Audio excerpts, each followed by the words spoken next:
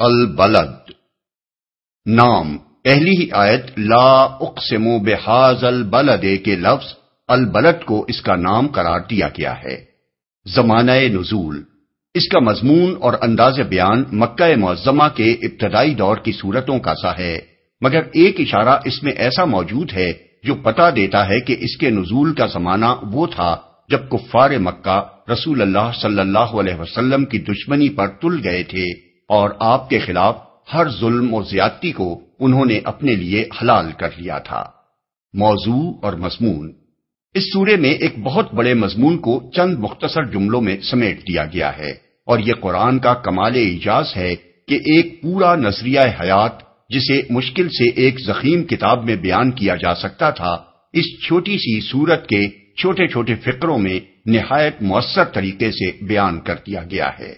اس کا موضوع دنیا میں انسان کی اور انسان کے لیے دنیا کی صحیح حیثیت سمجھانا اور یہ بتانا ہے کہ خدا نے انسان کے لیے سعادت اور شقاوت کے دونوں راستے کھول کر رکھ دیے ہیں، ان کو دیکھنے اور ان پر چلنے کے وسائل بھی اسے فراہم کر دیے ہیں، اور اب یہ انسان کی اپنی کوشش اور محنت پر موقوف ہے کہ وہ سعادت کی راہ چل کر اچھے انجام کو پہنچتا ہے یا شقاوت کی راہ اختیار کر کے برے انجام سے دوچار ہوتا ہے۔ سب سے پہلے شہر مکہ اور اس میں رسول اللہ صلی اللہ علیہ وسلم پر گزرنے والے مصائب اور پوری اولاد آدم کی حالت کو اس حقیقت پر گواہ کی حیثیت سے پیش کیا گیا ہے کہ یہ دنیا انسان کے لیے آرام گاہ نہیں ہے جس میں وہ مزے اڑانے کے لیے پیدا کیا گیا ہو، بلکہ یہاں اس کی پیدائش ہی مشقت کی حالت میں ہوئی ہے۔ اس مضمون کو اگر سورہ نجم کی آیت 39 لیسا للانسان الا ما سعی کے ساتھ ملا کر دیکھا جائے تو بات بالکل واضح ہو جاتی ہے کہ اس کارگاہ دنیا میں انسان کے مستقبل کا انحصار اس کی سعی و کوشش اور محنت و مشقت پر ہے۔ اس کے بعد انسان کی یہ غلط فہمی دور کی گئی ہے کہ یہاں بس وہی وہ ہے اور اوپر کوئی بالا تر طاقت نہیں ہے جو اس کے کام کی نگرانی کرنے والی اور اس پر مواخذہ کرنے والی ہو۔ پھر انسان کے بہت سے جاہلانہ اخلاقی تصورات میں سے ایک چیز کو بطور مثال لے کر بتایا گیا ہے کہ دنیا میں اس نے بڑائی اور فضیلت کے کیسے غلط معیار تجویز کر رکھے ہیں۔ جو شخص اپنی کبریائی کی نمائش کے لیے ڈھیروں مال لٹاتا ہے وہ خود بھی اپنی ان شاخرچیوں پر فخر کرتا ہے اور لوگ بھی اسے خوب داد دیتے ہیں، حالانکہ جو ہستی اس کے کام کی نگرانی کر رہی ہے وہ یہ دیکھتی ہے کہ اس نے یہ مال کن طریقوں سے حاصل کیا اور کن راستوں میں کس نیت اور کن اغراض کے لیے خرچ کیا۔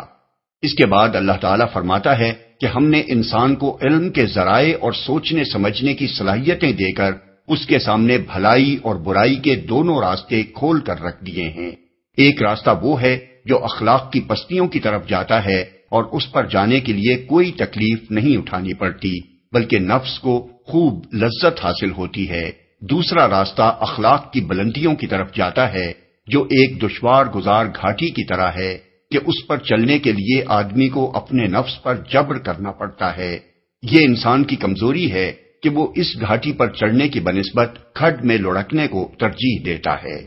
پھر اللہ تعالیٰ نے بتایا ہے کہ وہ گھاٹی کیا ہے جس سے گزر کر آدمی بلندیوں کی طرف جا سکتا ہے۔ وہ یہ ہے کہ ریا اور فخر اور نمائش کے خرچ چھوڑ کر آدمی اپنا مال یتیموں اور مسکینوں کی مدد پر خرچ کرے، اللہ اور اس کے دین پر ایمان لائے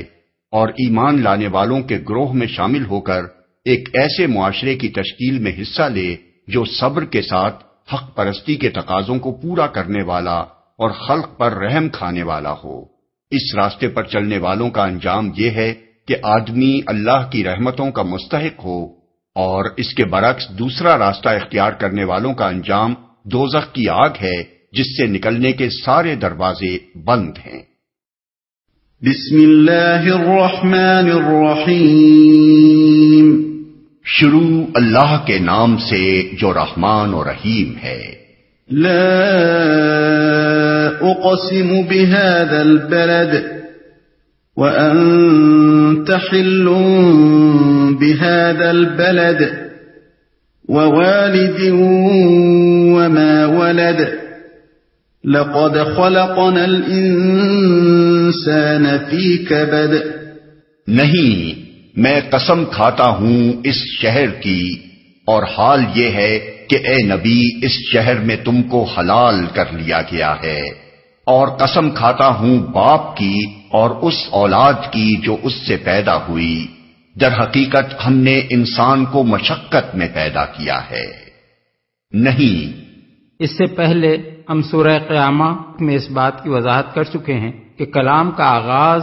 نہیں سے کرنا اور پھر قسم کھا کر آگے کی بات شروع کرنا یہ معنی رکھتا ہے کہ لوگ کوئی غلط بات کہہ رہے تھے جس کی تردید کرتے ہوئے فرمایا گیا کہ نہیں، بات وہ نہیں ہے جو تم سمجھے بیٹھے ہو، بلکہ میں فلاں فلاں چیزوں کی قسم کھاتا ہوں کہ اصل بات یہ ہے۔ اب رہا یہ سوال کہ وہ بات کیا تھی جس کی تردید میں یہ کلام نازل ہوا، تو اس پر بات کا مضمون خود دلالت کر رہا ہے۔ کفار مکہ یہ کہتے تھے کہ ہم جس طرز زندگی پر چل رہے ہیں اس میں کوئی خرابی نہیں ہے، دنیا کی زندگی بس یہی کچھ ہے کہ کھاؤ پیو، مزے اڑاؤ اور جب وقت آئے تو مر جاؤ۔ محمد صلی اللہ علیہ وسلم خامخواہ ہمارے اس طرز زندگی کو غلط ٹھہرا رہے ہیں اور ہمیں ڈرا رہے ہیں کہ اس پر کبھی ہم سے باز پرس ہوگی اور ہمیں جزا و سزا سے سابقہ پیش آئے گا۔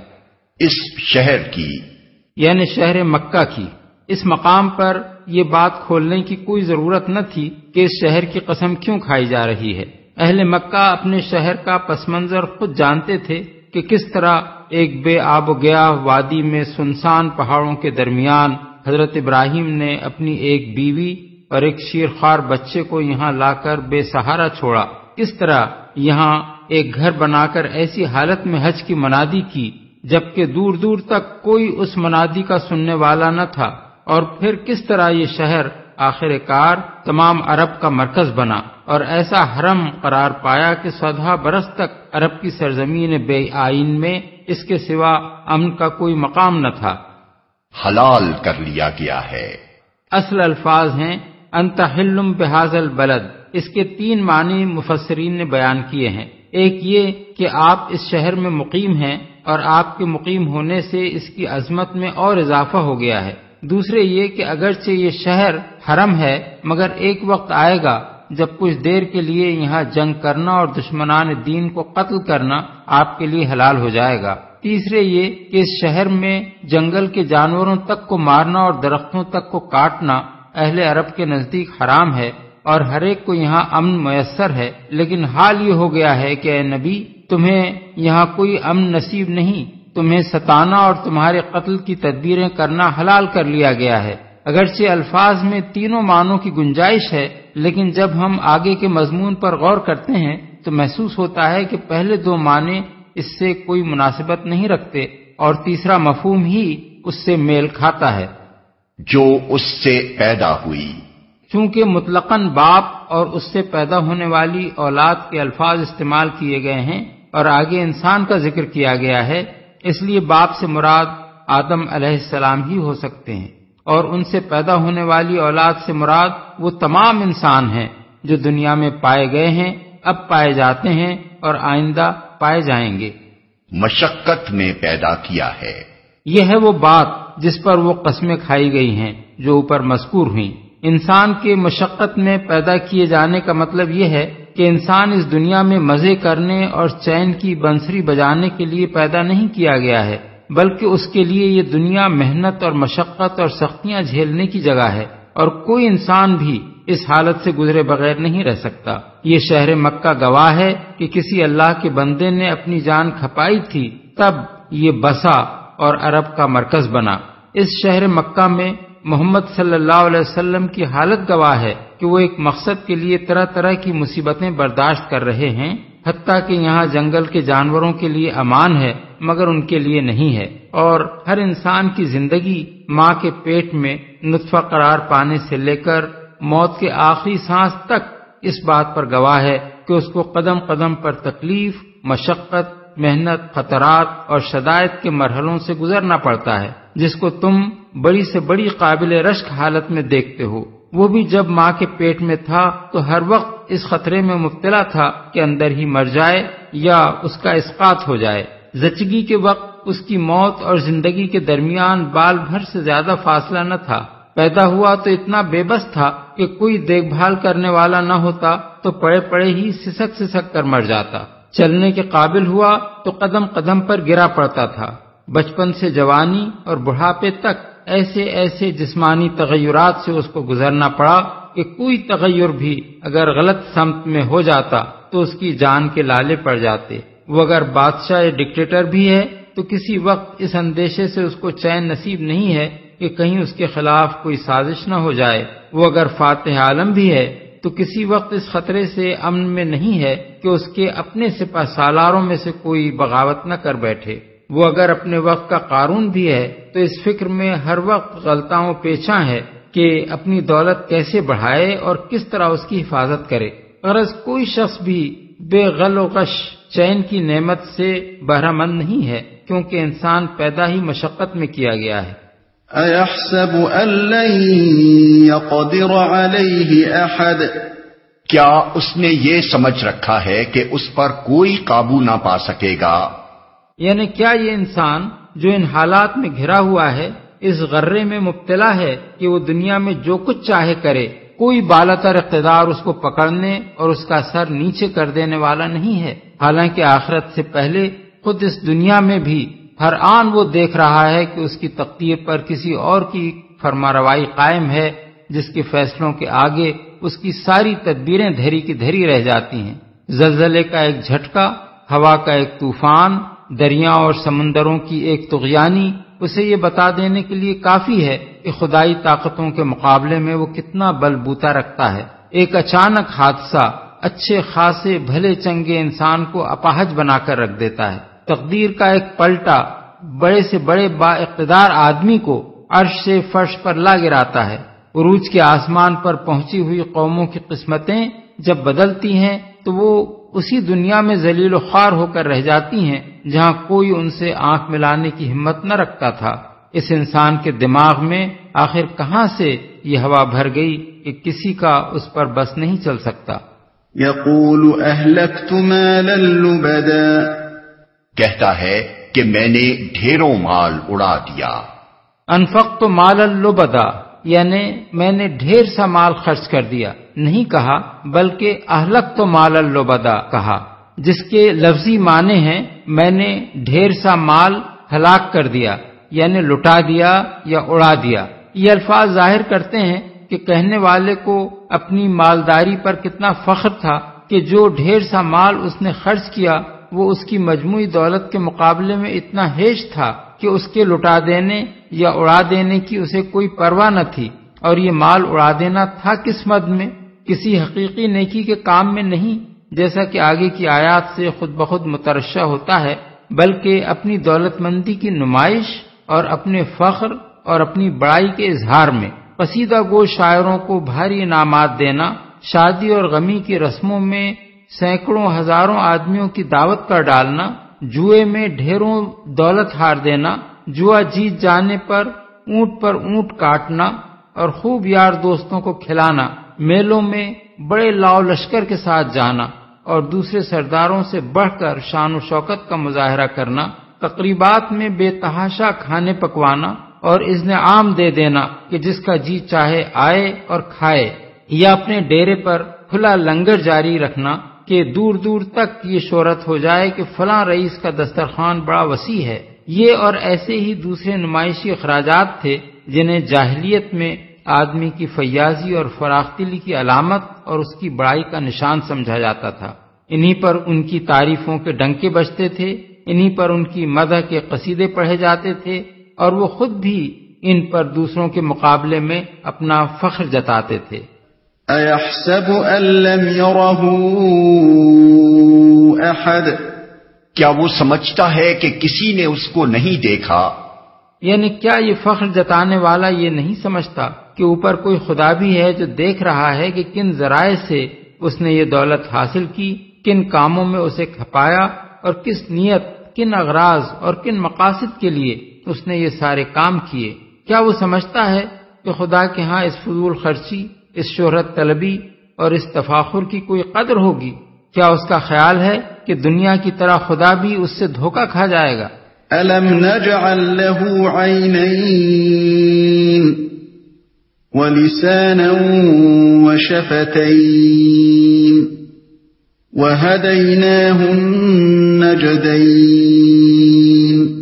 کیا ہم نے اسے 2 آنکھیں اور 1 زبان اور 2 ہونٹ نہیں دیے اور دونوں نمایاں راستے اسے نہیں دکھا دیے؟ 2 ہونٹ نہیں دیے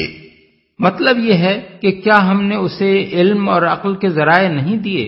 2 آنکھوں سے مراد گائے بھینس کی آنکھیں نہیں بلکہ وہ انسانی آنکھیں ہیں جنہیں کھول کر آدمی دیکھے تو اسے ہر طرف وہ نشانات نظر آئیں جو حقیقت کا پتہ دیتے ہیں اور صحیح و غلط کا فرق سمجھاتے ہیں۔ زبان اور ہونٹوں سے مراد محض بولنے کے آلات نہیں ہیں بلکہ نفس ناطقہ ہے جو ان آلات کی پشت پر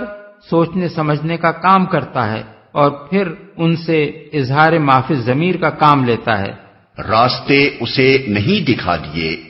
یعنی ہم نے محض عقل و فکر کی طاقتیں عطا کر کے اسے چھوڑ نہیں دیا کہ اپنا راستہ خود تلاش کرے، بلکہ اس کی رہنمائی بھی کی اور اس کے سامنے بھلائی اور برائی،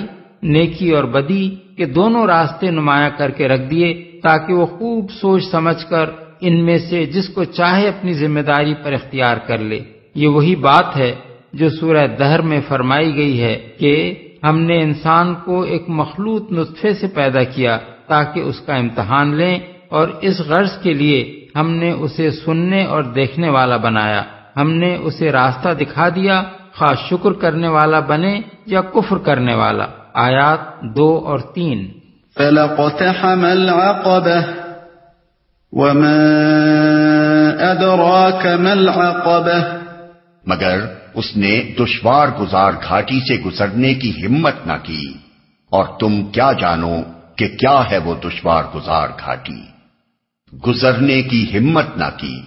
اصل الفاظ ہیں فَلَقْتَحَمَ الْعَقَبَةَ۔ اقتحام کے معنی ہیں اپنے آپ کو کسی سخت اور مشقت طلب کام میں ڈالنا، اور عقبہ اس دشوار گزار راستے کو کہتے ہیں جو بلندی پر جانے کے لیے پہاڑوں میں سے گزرتا ہے۔ بس آیت کا مطلب یہ ہے کہ 2 راستے جو ہم نے اسے دکھائے ان میں سے ایک بلندی کی طرف جاتا ہے مگر مشقت طلب اور دشوار گزار ہے، اس میں آدمی کو اپنے نفس اور اس کی خواہشوں سے اور شیطان کی ترغیبات سے لڑ کر چلنا پڑتا ہے، اور دوسرا آسان راستہ ہے جو کھڈوں میں اترتا ہے مگر اس سے پستی کی طرف جانے کے لیے کسی محنت کی ضرورت نہیں پڑتی بلکہ بس اپنے نفس کی باغیں ڈھیلی چھوڑ دینا کافی ہے، پھر آدمی خود نشیب کی طرف لڑھکتا چلا جاتا ہے۔ اب یہ آدمی جس کو ہم نے دونوں راستے دکھا دیے تھے، اس نے ان میں سے پستی کی جانب جانے والے راستے کو اختیار کر لیا اور اس مشقت طلب راستے کو چھوڑ دیا جو بلندی کی طرف جانے والا ہے۔ فَكُّ رَقَبَةٍ أَوْ إِطْعَامٌ فِي يَوْمٍ ذِي مَسْغَبَةٍ يَتِيمًا ذَا مَقْرَبَةٍ أَوْ مِسْكِينًا ذَا مَتْرَبَةٍ کسی گردن کو غلامی سے چھڑانا یا فاقے کے دن کسی قریبی یتیم یا خاک نشین مسکین کو کھانا کھلانا۔ اوپر چونکہ اس کی فضول خرچیوں کا ذکر کیا گیا ہے جو وہ اپنی بڑائی کی نمائش اور لوگوں پر اپنا فخر جتانے کے لیے کرتا ہے، اس لیے اب اس کے مقابلے میں بتایا گیا ہے کہ وہ کون سا خرچ اور مال کا کون سا مصرف ہے جو اخلاق کی پستیوں میں گرانے کے بجائے آدمی کو بلندیوں کی طرف لے جاتا ہے، مگر اس میں نفس کی کوئی لذت نہیں ہے بلکہ آدمی کو اس کے لیے اپنے نفس پر جبر کر کے ایثار اور قربانی سے کام لینا پڑتا ہے۔ وہ خرچ یہ ہے کہ آدمی کسی غلام کو خود آزاد کرے یا اس کی مالی مدد کرے تاکہ وہ اپنا فدیہ ادا کر کے رہائی حاصل کر لے، یا کسی غریب کی گردن قرض کے جال سے نکالے، یا کوئی بے وسیلہ آدمی اگر کسی تاوان کے بوجھ سے لد گیا ہو تو اس کی جان اس سے چھڑائے۔ اسی طرح وہ خرچ یہ ہے کہ آدمی بھوک کی حالت میں کسی قریبی یتیم یعنی رشتہ دار یا پڑوسی یتیم اور کسی ایسے بے کس محتاج کو کھانا کھلائے جسے غربت و افلاس کی شدت نے خاک میں ملا دیا ہو اور جس کی دستگیری کرنے والا کوئی نہ ہو۔ ایسے لوگوں کی مدد سے آدمی کی شہرت کے ڈنکے تو نہیں بجتے، اور نہ ان کو کھلا کر آدمی کی دولت مندی اور دریا دلی کے وہ چرچے ہوتے ہیں جو ہزاروں کھاتے پیتے لوگوں کی شاندار دعوتیں کرنے سے ہوا کرتے ہیں، مگر اخلاق کی بلندیوں کی طرف جانے کا راستہ اسی دشوار گزار گھاٹی سے ہو کر گزرتا ہے۔ ان آیات میں نیکی کے جن کاموں کا ذکر کیا گیا ہے ان کے بڑے فضائل رسول اللہ صلی اللہ علیہ وسلم نے اپنے ارشادات میں بیان فرمائے ہیں۔ مثلا فک رقبۃ یعنی گردن چھڑانے کے بارے میں حضور کی بکثرت احادیث روایات میں نقل ہوئی ہیں، جن میں سے ایک حضرت ابو ہریرہ کی یہ روایت ہے کہ حضور نے فرمایا، جس شخص نے ایک مومن غلام کو آزاد کیا، اللہ تعالیٰ اس غلام کے ہر عضو کے بدلے میں آزاد کرنے والے شخص کے ہر عضو کو دوزخ کی آگ سے بچا لے گا۔ ہاتھ کے بدلے میں ہاتھ، پاؤں کے بدلے میں پاؤں، شرمگاہ کے بدلے میں شرمگاہ۔ بحوالہ مسند احمد، بخاری، مسلم، ترمذی اور نسائی۔ حضرت علی بن حسین یعنی امام زین العابدین نے اس حدیث کے راوی سعد بن مرجانہ سے پوچھا، کیا تم نے ابو ہریرہ سے یہ حدیث خود سنی ہے؟ انہوں نے کہا ہاں۔ اس پر امام زین العابدین نے اپنے سب سے زیادہ قیمتی غلام کو بلایا اور اسی وقت اسے آزاد کر دیا۔ مسلم میں بیان کیا گیا ہے کہ اس غلام کے لیے ان کو 10,000 درہم قیمت مل رہی تھی۔ امام ابو حنیفہ اور امام شعبی نے اسی آیت کی بنا پر کہا ہے کہ غلام آزاد کرنا صدقے سے افضل ہے، کیونکہ اللہ تعالیٰ نے اس کا ذکر صدقے پر مقدم رکھا ہے۔ مساکین کی مدد کے فضائل بھی حضور نے بکثرت احادیث میں ارشاد فرمائے ہیں۔ ان میں سے ایک حضرت ابو ہریرہ کی یہ حدیث ہے کہ حضور نے فرمایا، السعی علی الارملہ والمسکین کالسعی فی سبیل اللہ واحسبہ قال کالقائم لا یفطر وکالصائم لا یفطر، یعنی بیوہ اور مسکین کی مدد کے لیے دوڑ دھوپ کرنے والا ایسا ہے جیسے جہاد فی سبیل اللہ میں دوڑ دھوپ کرنے والا۔ اور حضرت ابو ہریرہ کہتے ہیں کہ مجھے یہ خیال ہوتا ہے کہ حضور نے یہ بھی فرمایا تھا کہ وہ ایسا ہے جیسے وہ شخص جو نماز میں کھڑا رہے اور آرام نہ لے، اور وہ جو پے در پے روزے رکھے اور کبھی روزہ نہ چھوڑے۔ بحوالہ بخاری و مسلم۔ یتامہ کے بارے میں تو حضور کے بے شمار ارشادات ہیں۔ حضرت سہل بن سعد کی روایت ہے کہ رسول اللہ صلی اللہ علیہ وسلم نے فرمایا، میں اور وہ شخص جو کسی رشتہ دار یا غیر رشتہ دار یتیم کی کفالت کرے جنت میں اس طرح ہوں گے۔ یہ فرما کر آپ نے شہادت کی انگلی اور بیچ کی انگلی کو اٹھا کر دکھایا اور دونوں انگلیوں کے درمیان تھوڑا سا فاصلہ رکھا۔ بحوالہ بخاری۔ حضرت ابو ہریرہ حضور کا یہ ارشاد نقل کرتے ہیں کہ مسلمانوں کے گھروں میں بہترین گھر وہ ہے جس میں کسی یتیم سے نیک سلوک ہو رہا ہو، اور بدترین گھر وہ ہے جس میں کسی یتیم سے برا سلوک ہو رہا ہو۔ بحوالہ ابن ماجہ، بخاری فی الادب المفرد۔ حضرت ابو امامہ کہتے ہیں کہ حضور نے فرمایا، جس نے کسی یتیم کے سر پر ہاتھ پھیرا اور محض اللہ کی خاطر پھیرا، اس بچے کے ہر بال کے بدلے جس پر اس شخص کا ہاتھ گزرا اس کے لیے نیکیاں لکھی جائیں گی، اور جس نے کسی یتیم لڑکے یا لڑکی کے ساتھ نیک برتاؤ کیا، وہ اور میں جنت میں اس طرح ہوں گے۔ اور یہ فرما کر حضور نے اپنی 2 انگلیاں ملا کر بتائیں۔ بحوالہ مسند احمد اور ترمذی۔ ابن عباس کا بیان ہے کہ سرکار رسالت مآب نے ارشاد فرمایا، جس نے کسی یتیم کو اپنے کھانے اور پینے میں شامل کیا، اللہ نے اس کے لیے جنت واجب کر دی، الا یہ کہ وہ کوئی ایسا گناہ کر بیٹھا ہو جو معاف نہیں کیا جا سکتا۔ بحوالہ شرح السنہ۔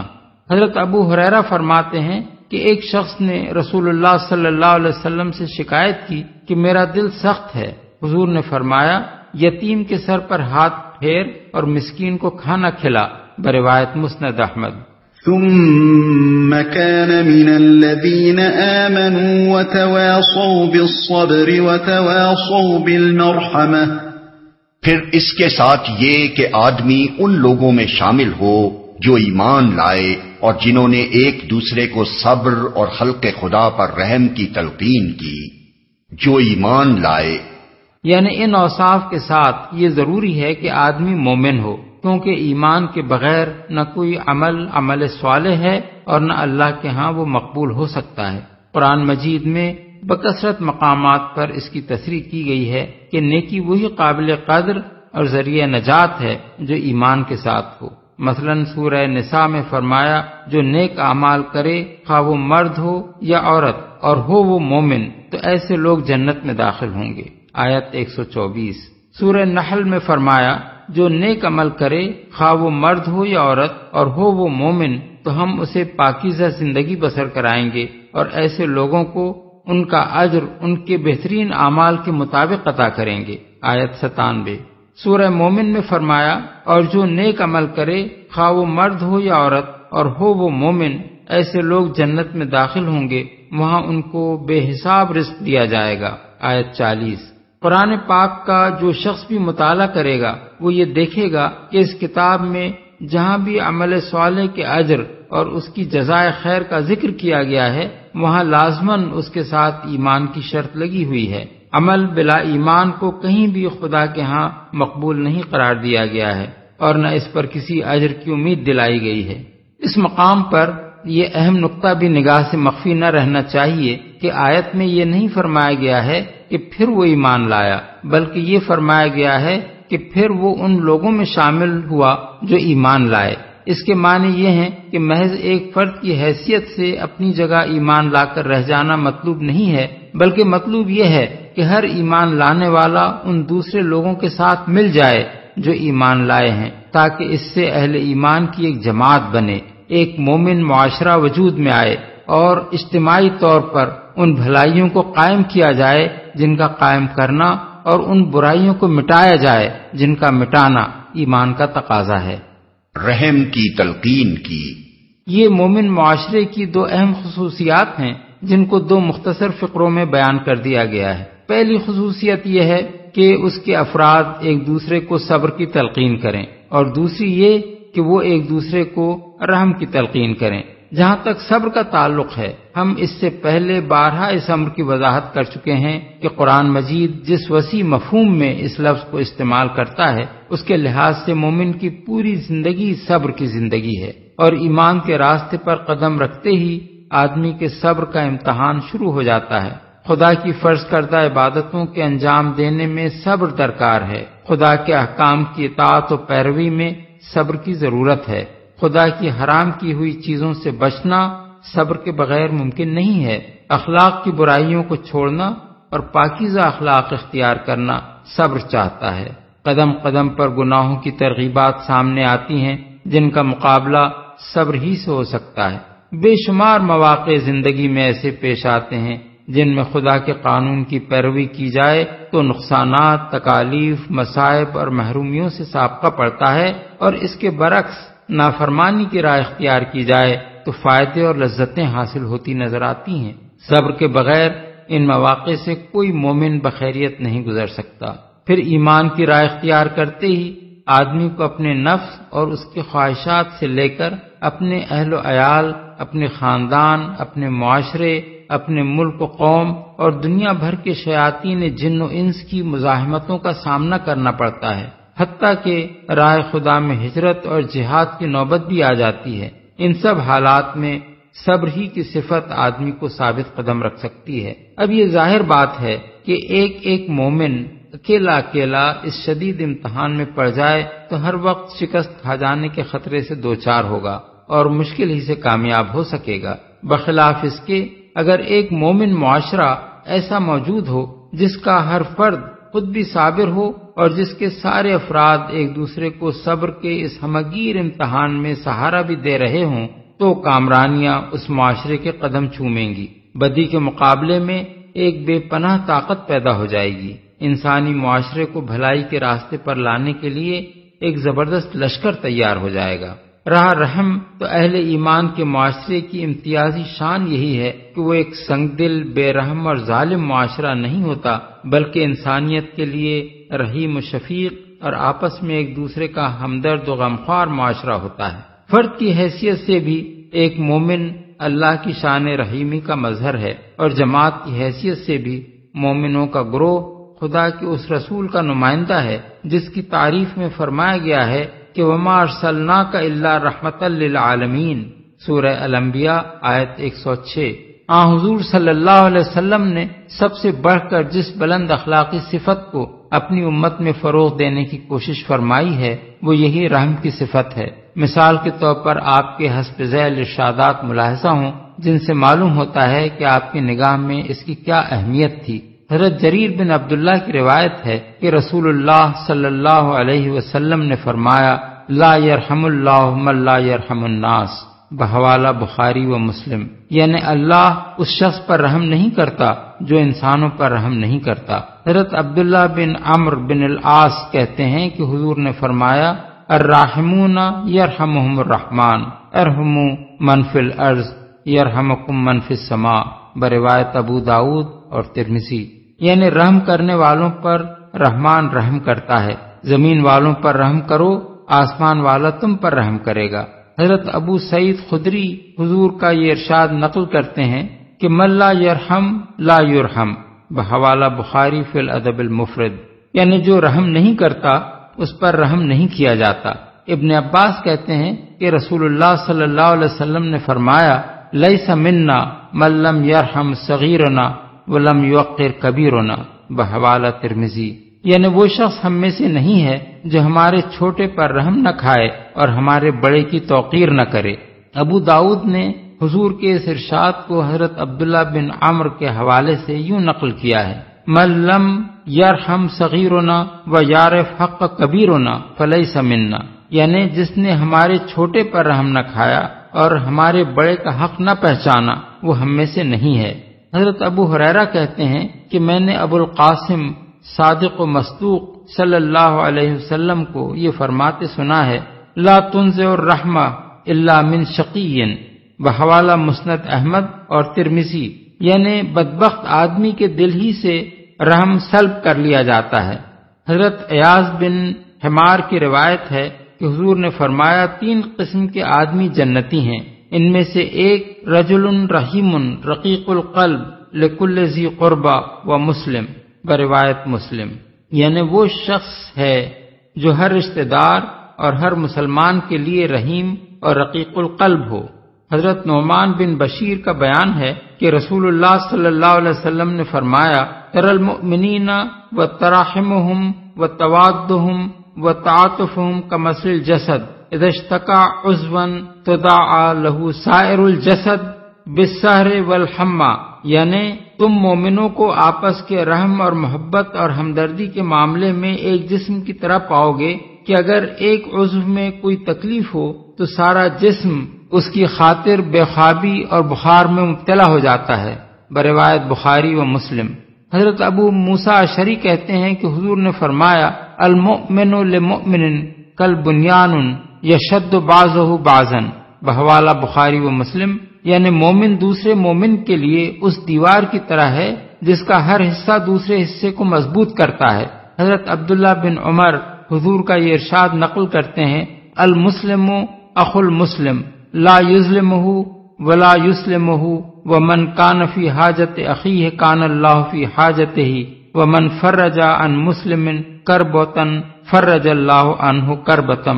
من قربات یوم القیامہ ومن ستر مسلما سترہ اللہ یوم القیامہ، بحوالہ بخاری و مسلم، یعنی مسلمان کا بھائی ہے، نہ اس پر ظلم کرتا ہے نہ اس کی مدد سے باز رہتا ہے۔ جو شخص اپنے بھائی کی کسی حاجت کو پورا کرنے میں لگا ہوگا اللہ اس کی حاجت پوری کرنے میں لگ جائے گا، اور جو شخص کسی مسلمان کو کسی مصیبت سے نکالے گا اللہ تعالیٰ اسے روز قیامت کی مصیبتوں میں سے کسی مصیبت سے نکال دے گا، اور جو شخص کسی مسلمان کی عیب پوشی کرے گا اللہ قیامت کے روز اس کی عیب پوشی کرے گا۔ ان ارشادات سے معلوم ہو جاتا ہے کہ نیک اعمال کرنے والوں کو ایمان لانے کے بعد اہل ایمان کے گروہ میں شامل ہونے کی جو ہدایت قرآن مجید کی اس آیت میں دی گئی ہے اس سے کس قسم کا معاشرہ بنانا مقصود ہے۔ اولئک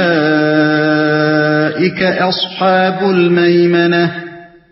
والذین کفروا بآیاتنا هم اصحاب المشأمہ علیہم نار مؤصدہ۔ یہ لوگ ہیں دائیں بازو والے، اور جنہوں نے ہماری آیات کو ماننے سے انکار کیا